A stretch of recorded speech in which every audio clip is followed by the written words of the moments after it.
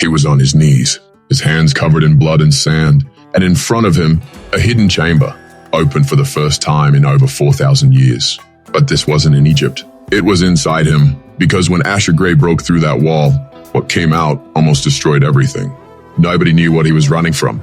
Nobody knew why he disappeared. But that morning when the news broke about the discovery beneath the Giza pyramids, he knew it was time to dig. A forgotten structure, a buried pain, a calling no one could hear until now. This isn't a story about archaeology. It's a story about redemption. And some truths can only be found in the depths. Asher Gray is coming back, and you're about to see what he finds down there. A few days ago, the world woke up to a headline that felt straight out of a movie. Colossal discovery beneath the Giza pyramids, space radar reveals underground city. The images went viral. Line after line of structures detected beneath the Pyramid of Khafra. Massive stone columns, 8 of them, perfectly lined up. Vertical shafts, hidden chambers, and something even more mind-blowing.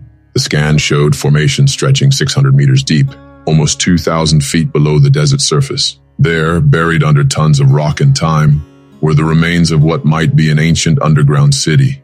A lost maze no one ever knew existed. Experts say it's not natural. It was built with intention, with purpose. But what no one could have predicted is that this discovery, made with space radar, would shake more than just the field of archaeology. It would awaken a man who had been buried within himself for much longer. His name was Asher Gray. That morning, Asher was at the cafe on the corner. Same table as always, laptop open, screen still blank. A news notification popped up in the corner. He almost ignored it, but the headline pulled his eyes like a magnet. He clicked and froze. They found colossal structures beneath the sand. The article explained how a high-frequency radar, launched from space, had detected formations connected by tunnels and vertical passageways right beneath the Pyramid of Khafra, the second largest of the Giza pyramids. Some researchers spoke of a possible ancient energy grid.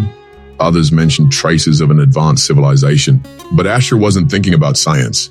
He was thinking about himself, because somewhere along the last few years, he had also been getting buried, bit by bit, without a sound. Every frustration became a block, every guilt a stone, every fear another layer of sand covering his soul, until he just stopped trying, stopped dreaming, stopped digging. But now, with that image in front of him, the thought that something hidden for millennia could finally be revealed, Asher felt something he hadn't felt in a long time. Movement.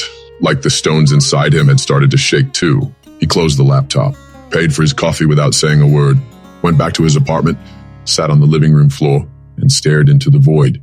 They found columns beneath the sand, and I need to find what I buried in me. That night, Asher opened an old wooden box. Inside, notebooks with scribbles, old prayers, notes he never had the guts to throw away. And while the world outside was celebrating the discovery under the pyramids, Asher Gray was beginning his own excavation. Not with shovels, not with radar, but with courage. For the next 2 days, Asher barely spoke to anyone. He hardly slept, ate even less.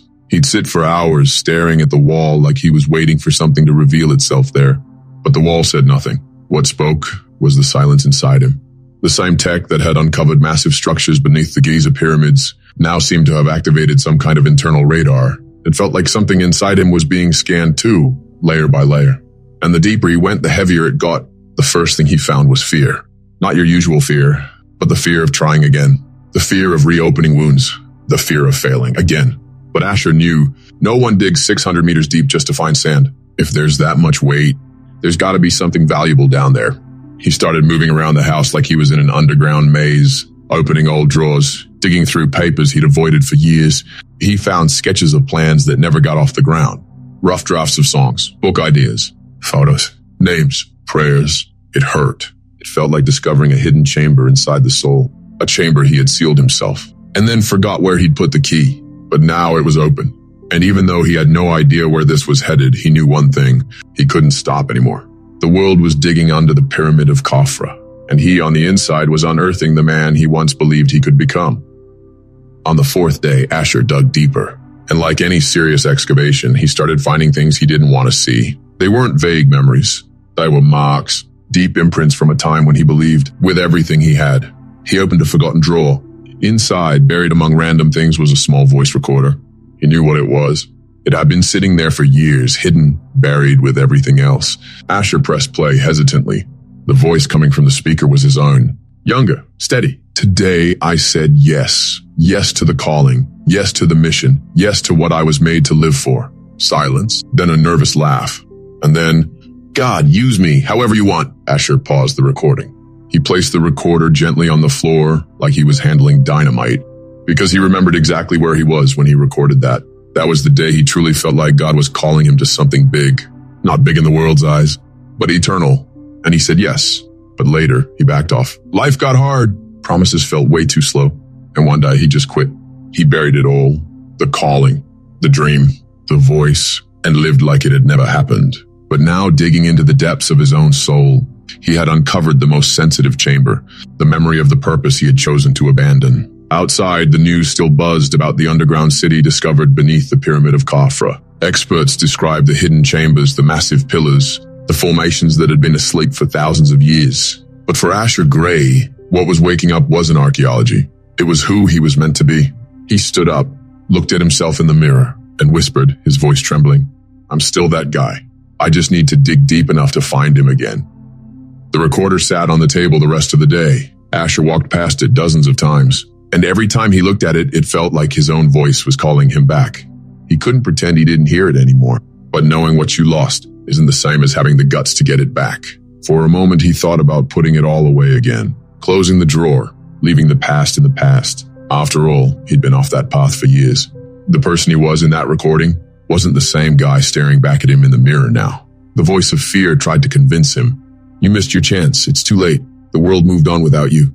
But something stronger spoke too, a quiet memory, from a time when he felt whole, when he knew why he was alive. Outside, experts kept breaking down the images from the excavation beneath the Pyramid of Khafra.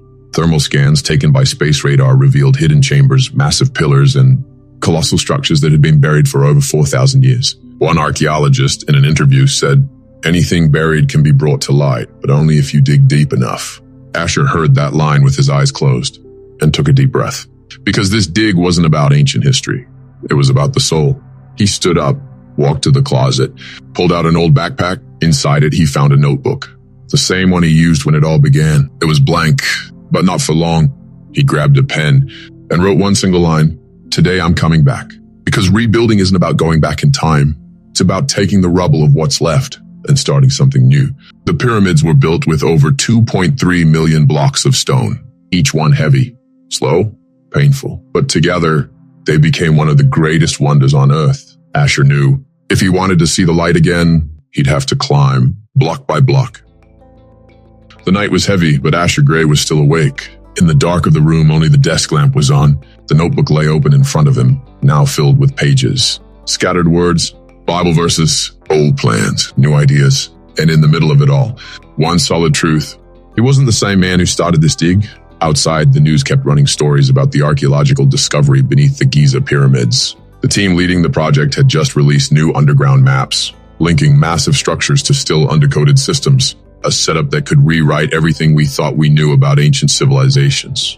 But for Asher, what had been rewritten was himself. For years, he had lived like an abandoned pyramid, impressive on the outside but hollow within. Now stone by stone, layer by layer, he had rebuilt something sacred, and he didn't need anyone else to see it. The real structure wasn't in temples or monuments. It was inside. He stepped out of his house and walked to the hill where he used to go on long walks. The sky was still dark, but the horizon had started to change color. When the first beam of sunlight broke through the sky, Asher closed his eyes. There was no music, no crowd, but he knew this was the moment. Like the blocks that formed the Pyramid of Khafra, his soul was also being realigned, not in the same way, but by the same principle. Weight, intention, purpose. The world could keep spinning. The internet could move on from the news of the underground city discovered in Egypt, but right there in that sunrise, a man had been rebuilt, and sometimes that's all that really matters. The colossal structures of the past are impressive, but the ones we build inside ourselves are the ones that truly shape the future. Asher Gray, rediscovered, unearthed, still standing. In the end, it wasn't really about pyramids.